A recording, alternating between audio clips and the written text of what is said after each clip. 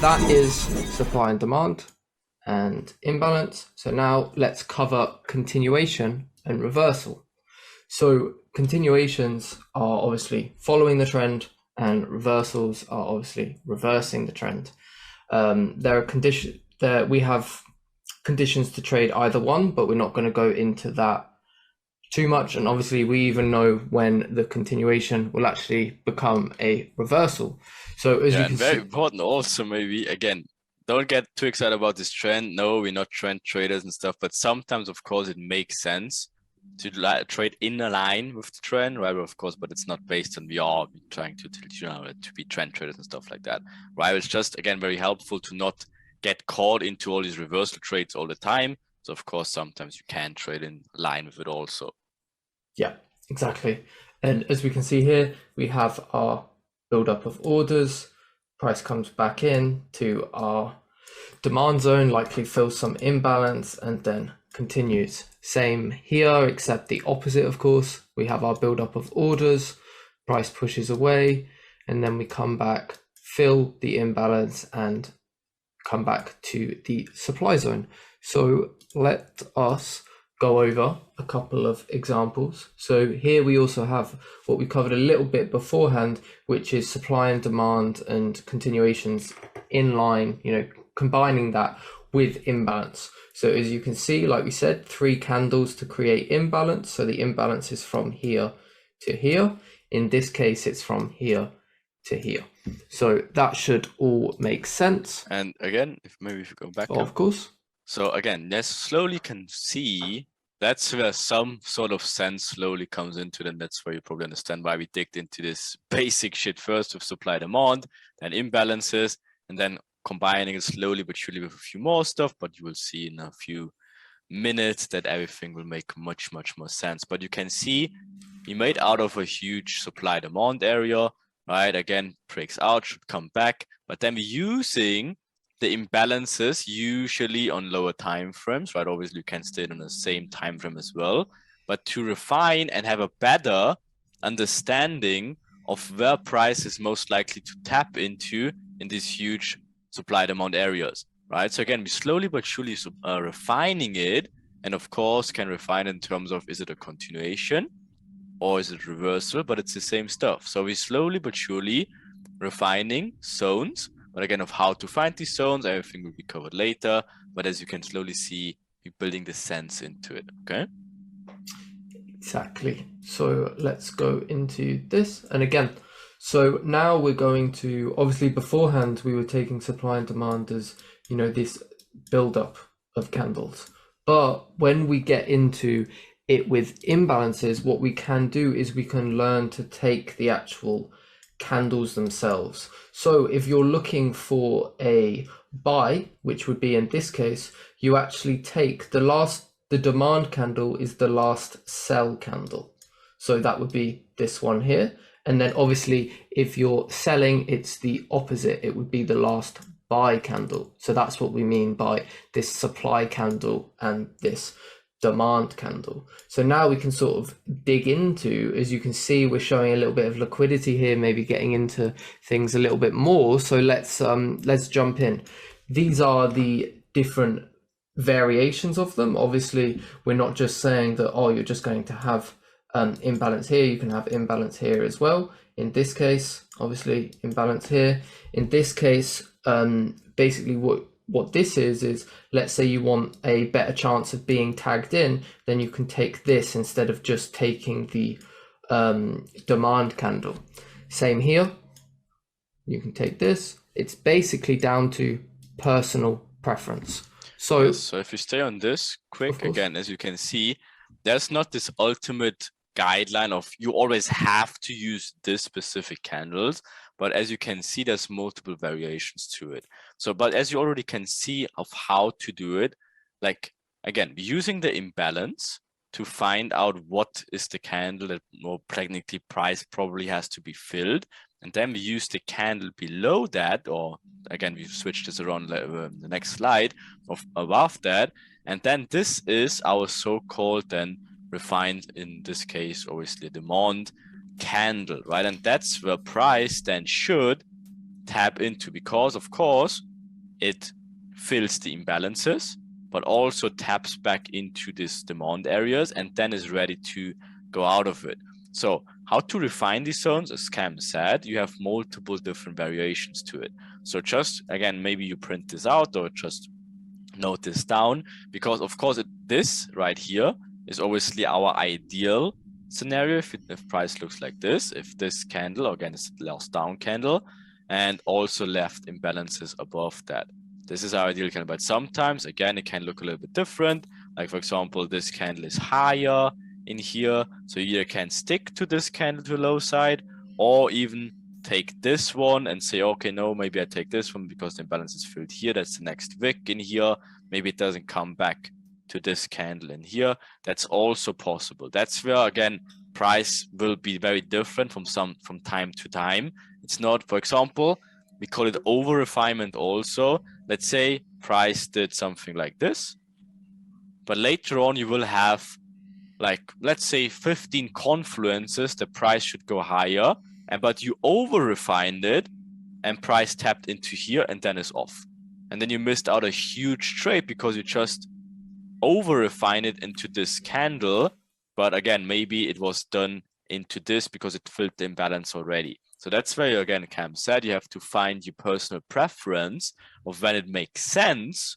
And again, of how good the setup actually is. If this is a 10 out of 10 setup in here, I would rather take it like in here and not missing out on a trade if it comes in here. If it comes back in here, okay, that's fine also. You're just having a 1 pip different entry later on, but at least understand for now of this is how we use to refine these zones. Again, as you can see, you can either take it in here, or even, for example, this candle if it's bigger, or again, you can use this one instead. The only thing you have to be aware of to not do this. You always should cover the lows if it's the extreme, right? Again, if you're running the risk, again, if it's like, if you're taking this candle in here, again, technically price can tap into this point of interest all the way until here is still valid and then goes high again. Of course, this is not the nicest ideal scenario, but you have to be careful about these zones all the time, right? And of course, if it's the other direction, add spread a little bit also. So again, as you can see, huge imbalances from here. Technically, you just marked it up in here, but as you can see, it's technically all the way. You just didn't want to make the gray box too big, right? And then this is, of course, some sort of liquidity grab in here. We dig into it later also. Left imbalances.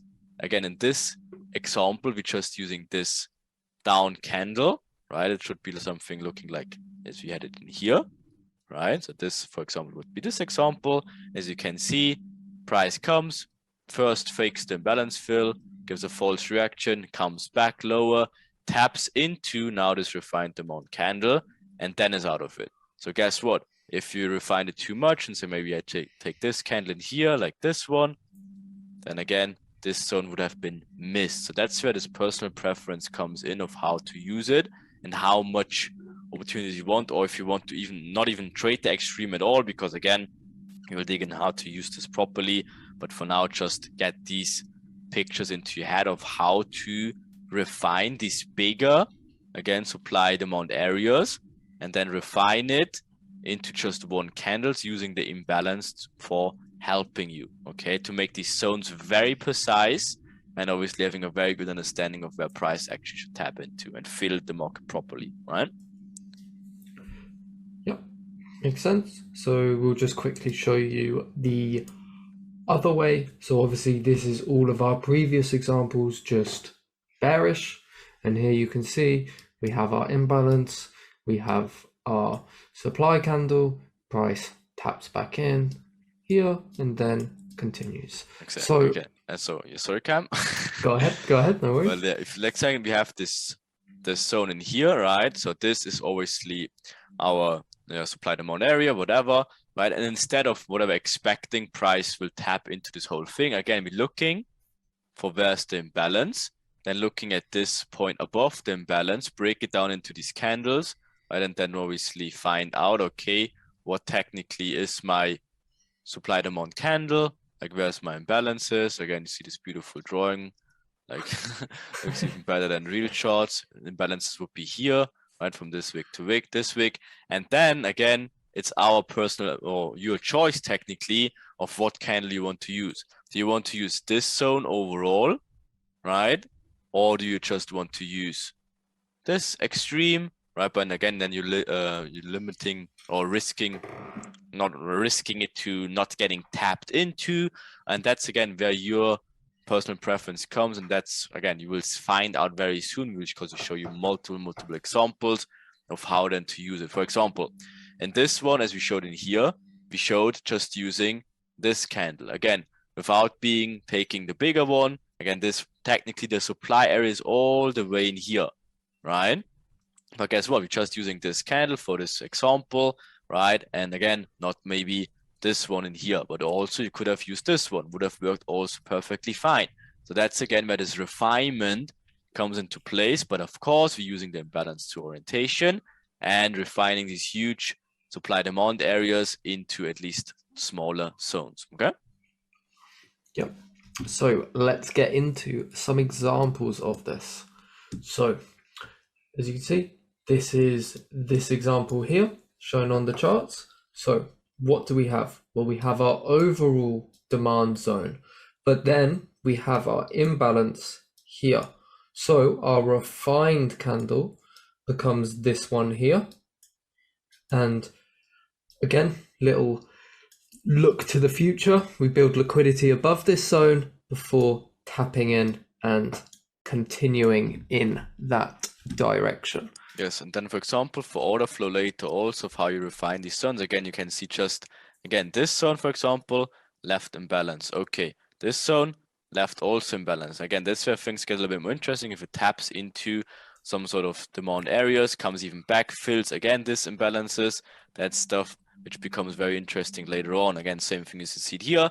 Again, imbalance is left from here to here technically. Again, but then it's the over refinement if you choose this candle in here, right? Again, this candle, but you choose the low as well, right? So this candle, but you choose the low.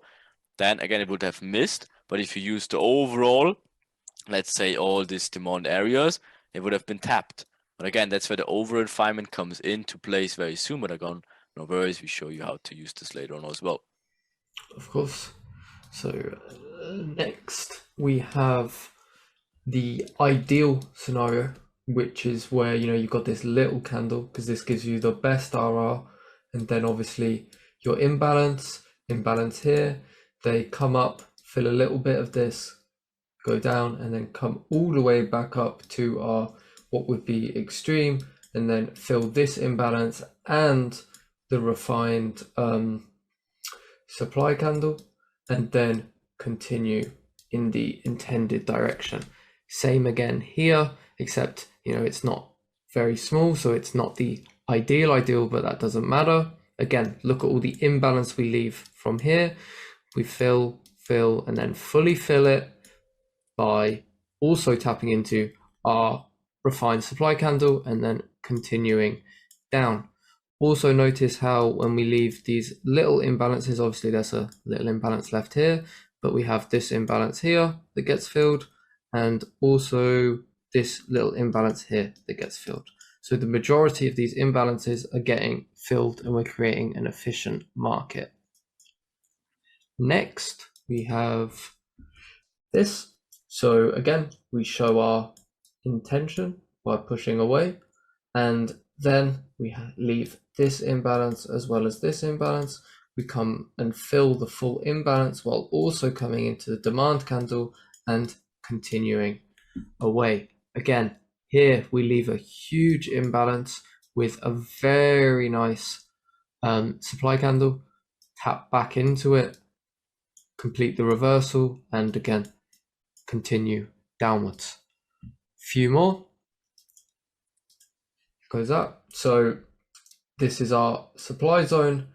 This is obviously our supply candle, or one of the ways you can take it. Imbalance, we push back in. It would also be fine to take it like this as well. Here, supply zone, push away, leave our imbalance, and then again, supply candle, we come back, tap in,